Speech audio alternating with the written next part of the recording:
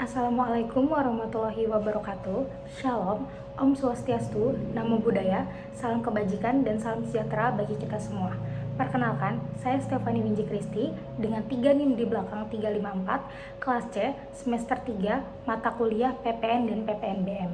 Di sini saya akan menjelaskan materi mengenai PPN atau pajak pertambahan nilai. Ada PPN. Jadi apa sih PPN? PPN sendiri itu singkatan dari pajak pertambahan nilai.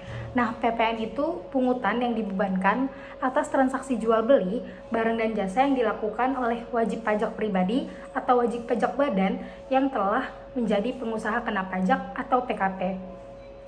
Jadi yang berkewajiban untuk memungut dan menyetor serta melaporkan PPN adalah para pedagang ataupun penjual, namun pihak yang berkewajiban membayar PPN ini adalah konsumen akhir. Nah, tentunya di PPN itu ada tarif yang harus disesuaikan dengan apa yang telah kita lakukan. Jadi, tarif PPN ini menurut ketentuan Undang-Undang Nomor 42 Tahun 2009 Pasal 7 yang kemudian diubah dengan Undang-Undang Harmonisasi Perpajakan UU HPP pada bab 4 Pasal 7 ayat 1. Yang pertama, tarif PPN atau pajak pertambahan nilai adalah 11%. Yang kedua, tarif PPN pajak pertambahan nilai 12% dan paling lambat itu di tanggal 1 Januari 2025. Yang ketiga itu ada perubahan tarif PPN. Diatur dalam PP bersama DPR dalam RAPBN. Kemudian pada undang-undang baru tersebut disebutkan bahwa barang kebutuhan pokok yang dibutuhkan masyarakat seperti pelayanan kesehatan medis, jasa pendidikan, jasa pelayanan sosial mendapatkan fasilitas pembebasan PPN atau tidak perlu membayarkan PPN. Selanjutnya ada pengusaha kena pajak sebagai pihak yang menyetor dan melaporkan PPN.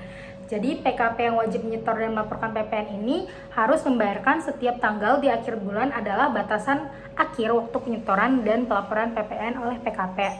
Nah, sesuai dengan ketentuan PMK nomor 197 /PMK.03/2013, suatu perusahaan atau seorang pengusaha ditetapkan sebagai PKP bila transaksi penjualannya melampaui jumlah 4,8 miliar dalam setiap tahunnya. Jika pengusaha tidak dapat mencapai target 4,8 miliar setiap tahunnya, maka pengusaha dapat langsung mencabut permohonan pengukuhan sebagai PKP. Selanjutnya di PPN itu ada kategori. Jadi berdasarkan UU PPN dan PPNBM pasal 4 ayat 1, kategori yang termasuk objek PPN antara lain yang pertama itu ada penyerahan BKP di dalam daerah pabean yang dilakukan oleh pengusaha. Nah, yang kedua itu ada impor BKP. Yang ketiga ada penyerahan JKP di dalam daerah pabean yang dilakukan oleh pengusaha. Yang keempat itu ada pemanfaatan BKP tidak berwujud dari luar daerah pabean di dalam daerah pabean.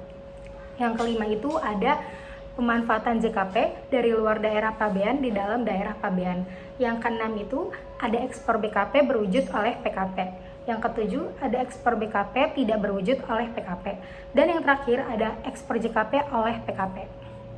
Nah, untuk objek PPN ini berdasarkan Undang-Undang PPN dan PPNBM pasal 16C ditunjukkan pada kegiatan membangun diri sendiri, di mana tata caranya diatur dalam PMK, yaitu PMK nomor 163/PMK.03/2012 tentang batasan dan tata cara pengenaan pajak pertambahan nilai atas kegiatan membangun sendiri. Selanjutnya itu ada barang yang tidak termasuk objek PPN. Jadi ada 4, yaitu barang hasil pertambangan dan hasil pengeboran yang diambil langsung dari sumbernya. Dan kedua itu ada barang kebutuhan pokok yang sangat dibutuhkan oleh rakyat banyak. Yang ketiga itu ada makanan dan minuman yang disajikan di hotel, restoran, rumah makan, warung, dan sejenisnya yang meliputi makanan dan minuman baik yang dikonsumsi di tempat maupun tidak, termasuk makanan yang diserahkan oleh jasa boga atau catering. Yang keempat itu ada uang, emas batangan, dan surat berharga. Selanjutnya, kita akan membahas mengenai pentingnya objek pajak pertambahan nilai. Jadi, seberapa penting sih objek pertambahan nilai? Jadi, objek pertambahan nilai ini sangat penting dalam perekonomian dan perpajakan Indonesia. Ada 3 aspek penting di dalamnya. Yang pertama itu sumber pendapatan negara. Jadi, pendapatan yang diperoleh dari objek PPN ini digunakan untuk membiayai berbagai proyek dan program pemerintah yang bermanfaat bagi masyarakat. Misalkan jalanan dan lain-lainnya. Nah, yang kedua itu ada pengendalian inflasi. Dengan menaikkan harga konsumsi barang-barang tertentu, objek PPN dapat mengurangi permintaan dan mencegah tekanan inflasi yang berlebihan. Jadi, fungsinya juga untuk mengendalikan inflasi di dalam negeri. Nah, yang ketiga itu ada penyederhanaan sistem pajak. Nah, dengan menerapkan tarif PPN yang seragam pada sejumlah barang dan jasa, pemerintah dapat menghindari kompleksitas dalam pengenaan pajak. Terakhir itu ada landasan hukum dari PPN. Yang pertama itu ada pasal 4 ayat 1 yang merinci mengenai macam-macam kegiatan yang masuk dalam objek PPN.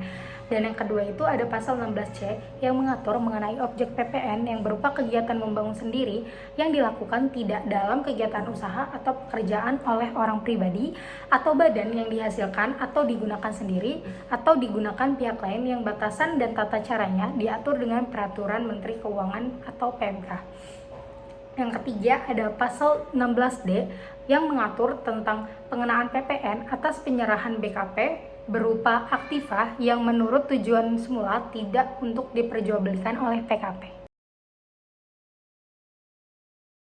Sekian penjelasan materi dari saya, Stephanie Winji Kristi.